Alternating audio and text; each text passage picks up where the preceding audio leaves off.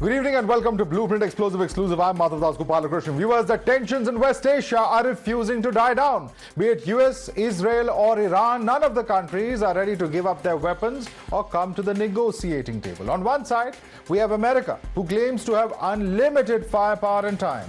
On the other hand, we have Iran, who has declared that it will avenge its martyrs, keep the Strait of Hormuz closed, and continue attacks on the Gulf. Neither side is willing to blink as the standoff escalates with every passing minute. Now, America has come out to say that they have unlimited ammunition, that America has plenty of time, and that they kill innocents and killing them. What an honor it is to kill them, is the statement coming in from one side. Iran, on the other side, says that Iran will avenge martyrs' blood. The Strait of Hormuz to stay closed and attacks on Gulf will continue. America's claim of peace is a lie, and this is what has been stated by Khamenei. Now, the Strait of Hormuz to remain shut is a position that has been taken by Iran. They've further said that attacks on Gulf states will continue, and that Gulf states must state their stand, will avenge the blood of martyrs, and all regional US bases must shut down. America's claim of peace is a lie, they say. Iran will avenge martyrs' blood, and that claims of peace are a lie. This is, of course, the statement coming in from Iran's side, saying they've got rid of a cancer threatening us all. Now, while doubts were being raised over the health and the whereabouts of Iran's new supreme leader, in his first address after assuming the top post, Khamenei signaled a hardening stance against the US and its regional allies. He's warned of continuing confrontation and demanded that Gulf nations clarify their position. He has said that the Strait of Hormuz will be shut and that the attacks are only going to continue. He's also said that the same states have to make their position clear and that America's claim of peace is a lie. Now, what began as a direct confrontation has turned into a cycle of relentless retaliation, with all sides striking back and refusing to pause, pushing the region into a deeper conflict and rattling global oil markets. These attacks have continued even today, where the visuals on your screen are from Dubai, as a financial hub in the city has reportedly come under a drone strike. The next visual on your screen is from Lebanon's capital, where explosions were seen in Beirut as Israel targeted what it says are Hezbollah positions across the city. Another strike was reported near the coastal city of Sidon in southern Lebanon. The area sits along a key corridor linking central and southern Lebanon, a route long used by Hezbollah for movement and logistics. Israel is also striking deep inside Lebanon. Israel has struck the Al Zararia bridge over the Litani River, a key crossing the IDF says Hezbollah fighters used to move between the north and south of the country. Back in Israel, at least 30 people were injured after an Iranian missile struck the city of Zarir in the northern Israel area early this morning. The town lies around 100 kilometers north of Jerusalem, closer to the Lebanon border. Meanwhile, in Tehran, protesters have staged dramatic anti-US demonstrations, hammering nails into what they call the coffin of the US regime. Hours after massive Quds Day rallies filled the streets of Tehran, there was a powerful explosion which was reported near a square packed with demonstrators. Now, this is, of course, the various scenes that we've seen coming in from different parts of the country, where, of course, these various locations of protests, as well as, of course, the toll of war now appears to be mounting across the region. Iran has suffered the heaviest losses with over 1,300 dead. Lebanon follows with nearly 600 fatalities, and the US death toll has shot up to 11. Iraq, Israel, the UAE, Kuwait, Saudi Arabia, Oman and Bahrain have all paid a deadly price as the conflict continues to spread without any sign of relief. These numbers are more than just statistics. They are a stark reminder of the human cost behind every strike, every missile, and every escalation. 2 Indian nationals have reportedly been killed following a drone crash in the Sohar industrial area of Oman, taking the total death toll of Indians to 5.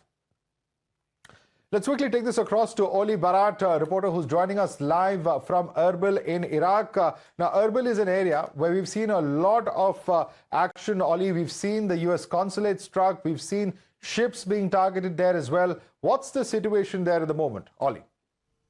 It's been a very, very busy 24 to 48 hours here in the Erbil region. As many as 50 missiles, drones and rockets have been fired in this direction over that period. And there have been a number of incidents that have seen those drones and rockets sometimes getting through. Overnight, there was one French service personnel killed in a drone strike on a military base just outside Erbil. That's something the French President Emmanuel Macron describes as unacceptable, because he says those forces are there in a counter-terrorism training capacity. Nothing to do, he says, with the Iran conflict, but an Iran-backed militia group that has claimed responsibility for that attack has said that France should expect further retaliation for sending an aircraft carrier to the region. We've also seen an attack on the UK-US base here in Erbil, minor casualties for American service personnel in that strike. We saw the Italian military base here in Erbil targeted too. Again,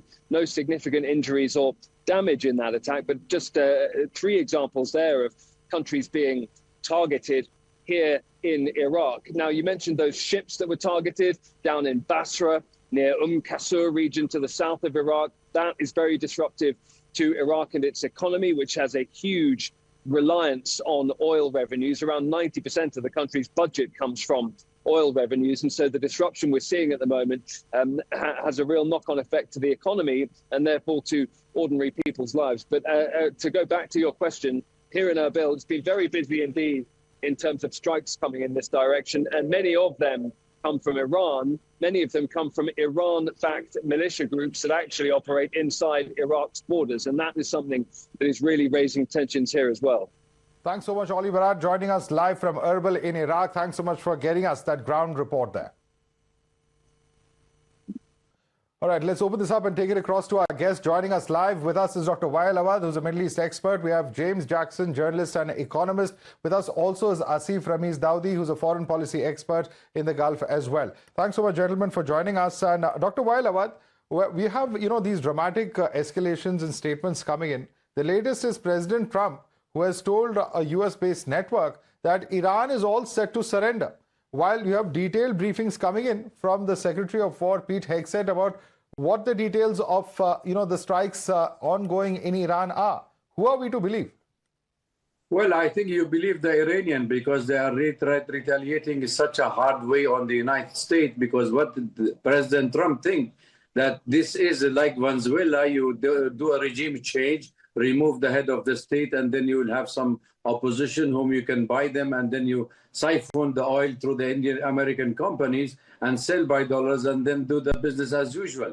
Here is a country with the deeply civilized, which have been a very strong system in its own running the country. Removing of the president or the supreme leaders or the top leaders made no changes in their system of functioning. So they are already doing their business. So United States want to come out of this mess they have created because of the global pressure. Right. This is the situation where they're finding themselves at this very tight corner, because the global response to this war, which has unnecessarily created this financial problem, and including the oil prices high. Right. Kamar Agha is a foreign affairs expert also with us, and James Jackson also joins us. But Kamar Agha, coming to you, the big problem is that there's a complete sort of deadlock. There are few countries that have managed to get exceptions from Iran in terms of moving their tankers. But the kind of cost that this can have globally, as far as not just fuel, but also fertilizer and other petrochemical products that are required across the globe, the movement of that is going to be hugely impacted. And if oil does cross $150, perhaps even $200 a barrel, that could have disastrous consequences for all countries, not just the Middle East. Yes, of course, it will have far-reaching consequences on the global economy. Iranian, Iran is, it was one of the, program of Iran, to stop oil supply, oil flow. Iran believes, if they are being targeted by the big powers, so therefore they said they have two things. One, they said that they will spread the war into the region. Secondly, they said that they will disrupt the oil supply. it's a pressure tactics. Iran is pressurizing the global international community to come forward, ask Americans, put pressure on America, stop this war. They don't want a war. It's an imposed, war is imposed on them, you know. They were negotiating with the Americans. Negotiation was in progress. U.S. negotiator, Mr. Witkoff himself has said progress has been made, but suddenly, you know, we saw Iran being targeted or attacked by Israel as well as American joint. You know, both are very big power, both are very strong, but Iran is also not weak. You know, it will not be easy to you know, bring enough pressure on Iran to surrender or to do Iran, you know, in a conventional warfare, you know. That would not be possible because Iran is also inflicting. Let's see how the war develops, of course, and of course in terms of strategies, whether things change. But let me bring in James Jackson. James Jackson, a few days ago, we heard the US say that they would perhaps send in naval warships to escort the cargo ships, the oil tankers, etc., that are stuck there inside the Persian Gulf and also, of course, crossing the Strait of Hormuz. A few days ago, we saw flip-flops saying that they're not going to be able to do that because of the huge area dominance that Iran very clearly has. Now this talk of Iran surrendering, you know, people are going to take all of this with just a pinch of salt. What exactly is going on and who really is going to cost a lot more is a big question, James.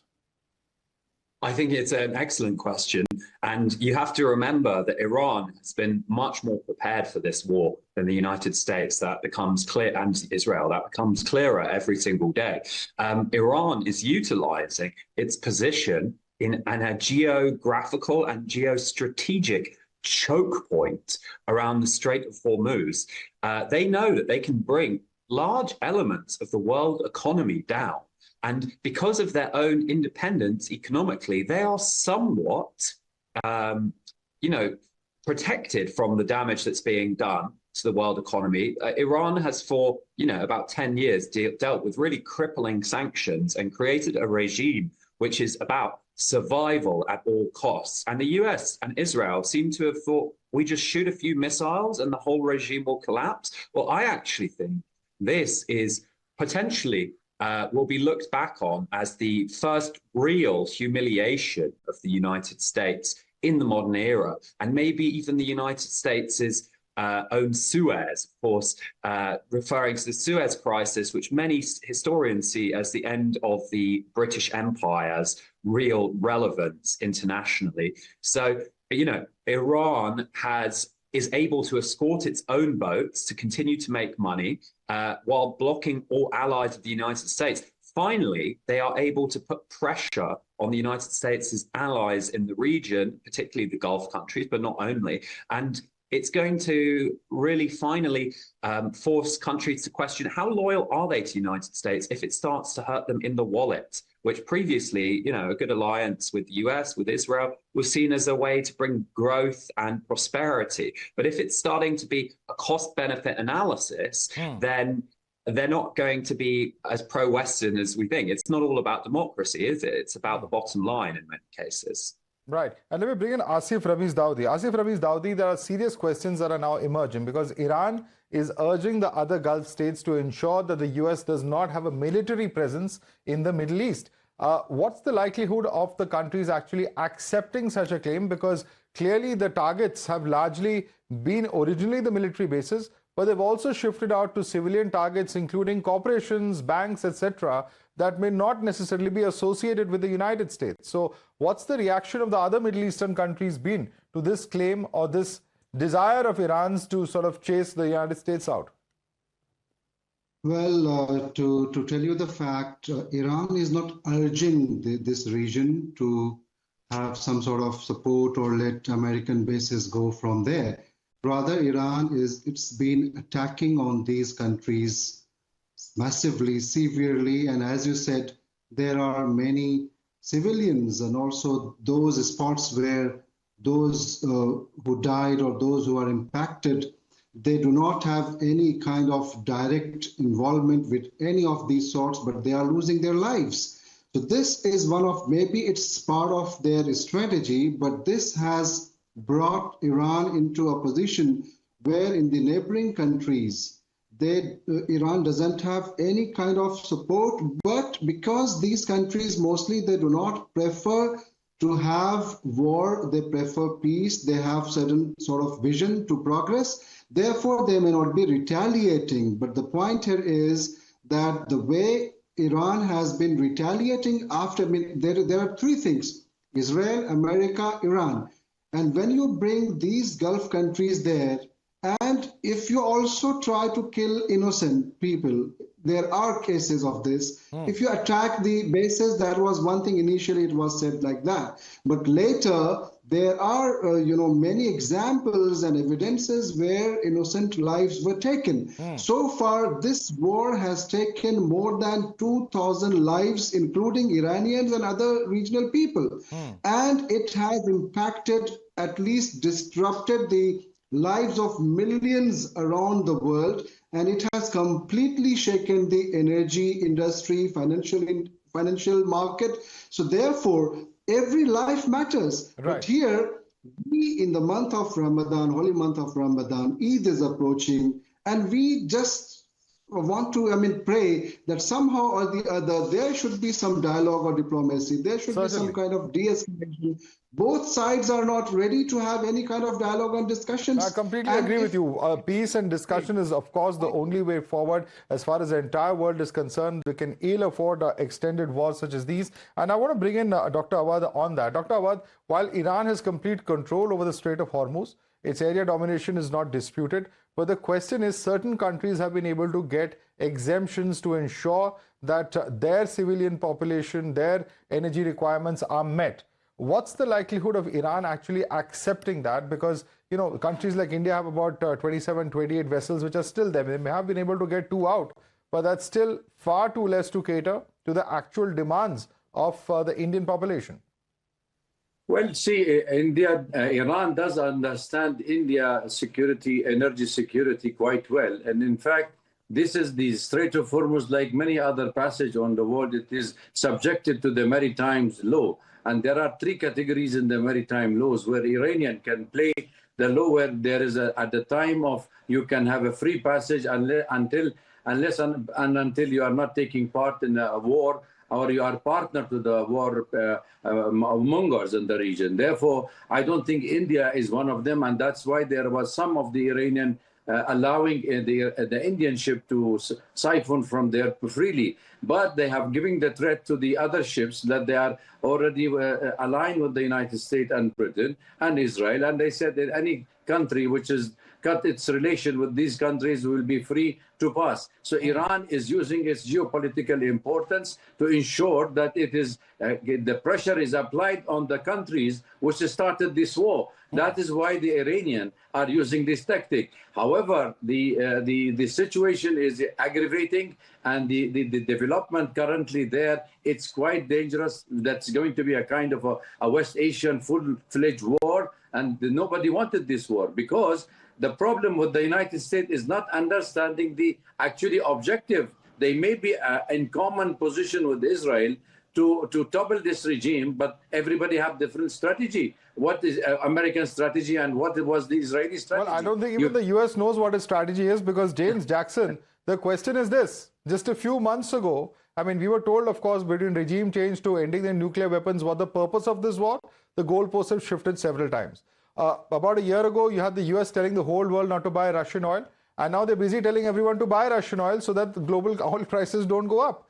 The whole point is the US has ended up perhaps enriching Russia, which is making over $150 million a day, if I'm not mistaken, because of the increase in oil prices, and therefore it goes completely against their entire policy a year back.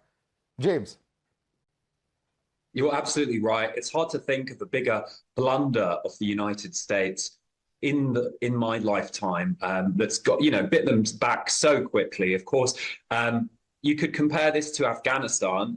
There's a famous quote that says, in Afghanistan, the US spent $1 trillion to replace the Taliban with the Taliban. But we can look at Iran and we can say they've spent billions and damaged their credibility and cost the global economy maybe $1 trillion to replace Khamenei with Khamenei's son. So this has really been an absolute blunder.